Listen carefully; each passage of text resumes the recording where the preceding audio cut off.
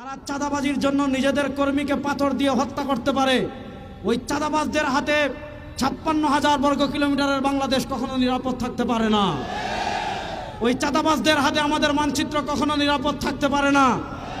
রাজনীতি কেমনে করতে হয় এটা ইসলামী আন্দোলন থেকে শিখেন। আর যদি চাঁদাবাজি করতে চান, চাঁদাবাজি করা লাগবে না, আমাদের কাছে আসেন, আমরা ১০০০ কোটি টাকা আপনাদেরকে ভিক্ষা দিব, তারপর আপনারা চাঁদাবাজি বন্ধ করেন। ওই চাঁদাবাজদের রাজনীতি বাংলাদেশে চলুক, এটা আপনারা চান? চাঁদাবাজদের বিরুদ্ধে যৌথ বাহিনীর অভিযান চালু করেন, চাঁদাবাজদের বিরুদ্ধে গণধুলাই কর্মসূচি দেন, চাঁদাবাজদেরকে বাংলাদেশ থেকে উৎখাত করার কর্মসূচি দেন। আমরা প্রস্তুত আছি এই চাঁদাবাজ, টেন্ডারবাজ, খুনি, ধর্ষক যারা আছে এই বাংলাদেশে তাদের জায়গা আর হবে না। শেখ হাসিনা যেই পথে পালিয়েছে, চাঁদাবাজদেরকে আমরা সেই পথে পালাতে বাধ্য করব। আমাদের বাংলাদেশে একটা কথা আছে যে কুত্তা পাগল হয় ভাদ্র মাসে, কিন্তু বাংলাদেশের চাঁদাবাজরা দেখতেছি আমরা এখন ১২ মাসই পাগল থাকে। ১২ মাস পূর্ণ হওয়ার আগে আমরা দেখেছিলাম বাংলাদেশে ধর্ষণের সেঞ্চুরি হয়েছিল, এখন আমরা দেখছি ১১ মাস শেষে ১২ মাস পার হয় নাই, খুনের ডাবল সেঞ্চুরি পূর্ণ হওয়ার পথে।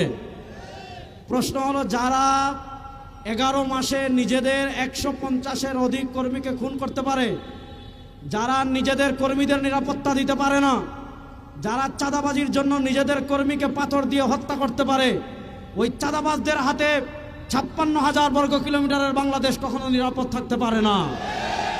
ওই চাঁদাবাজদের হাতে আমাদের মানচিত্র কখনো নিরাপদ থাকতে পারে না। আমরা বলবো, আপনারা রাষ্ট্র সংস্কারের প্রস্তাব দিচ্ছেন, রাষ্ট্র সংস্কার পরে করবেন, রাষ্ট্র সংস্কারের আগে নিজেদের দল সংস্কার করেন। ইসলামী আন্দোলন বাংলাদেশ গত মাসের ২৮ তারিখ বাংলাদেশের ইতিহাসের স্মরণকালের সর্ববৃহৎ গণসমাবেশ করেছে।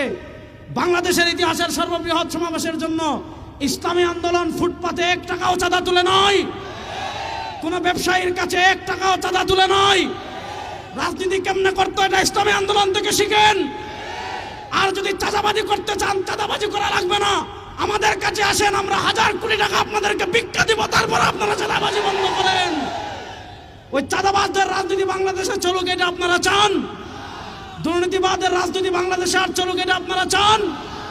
আমরা ইন্টারিম গভর্নরকে বলবো, ১ সাগর রক্তের বিনিময়ে বাংলাদেশের মানুষ আপনাদেরকে ক্ষমতায় বসিয়েছে, আপনারা সংস্কারের নামে বাংলাদেশের তামাশা করতেছেন। আপনারা কখনো নারী সংস্কার কমিশন করেন, আপনারা কখনো সংস্কারের নামে জাতিসংঘের মানবাধিকার কার্যালয় খোলার কথা বলেন, এগুলো বাদ দেন। চাঁদাবাজদের বিরুদ্ধে যৌথ বাহিনীর অভিযান চালু করেন, চাঁদাবাজদের বিরুদ্ধে গণধুলাই কর্মসূচি দেন, চাঁদাবাজদেরকে বাংলাদেশ থেকে উৎখাত করার কর্মসূচি দেন।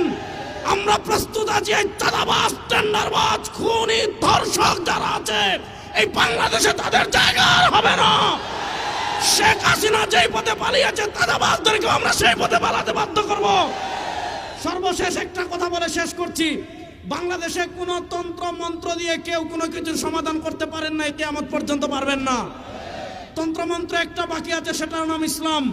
আমার তারুণ্য প্রিয় জেনজি, আমার তারুণ্য জেনজিকে আমি একটা আহ্বান করব, আপনারা জাতীয়তাবাদকেও দেখেছেন, আপনারা ধর্মনিরপেক্ষতাও দেখেছেন, আপনারা কথিত মুক্তিযুদ্ধের চেতনার পক্ষের শক্তিও দেখেছেন, কেউ বাংলাদেশের পরিবর্তন করতে পারে নাই। এবার ইসলামকে রাষ্ট্র ক্ষমতায় নেওয়ার জন্য প্রস্তুত আছেন না? নয়।